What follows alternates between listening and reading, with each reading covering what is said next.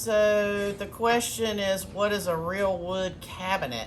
Well, cabinets that are manufactured versus a cabinet that's built on site, like somebody came to your house and started building a cabinet. We're talking about cabinets that are manufactured. The back, sides, bottom, shelving is either going to be plywood or some kind of particle board. So when you're shopping for cabinets and you want an all wood cabinet, maybe you're thinking you want a plywood cabinet. The only thing that's solid, on manufactured cabinets is the frame on the door and drawer.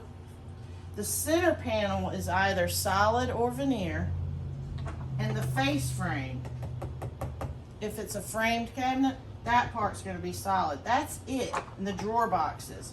What happens behind the scenes is either going to be plywood or particle board, and obviously plywood's better. So when you're searching for an all wood cabinet, maybe that's what, in terms of how it's constructed, maybe what you're thinking.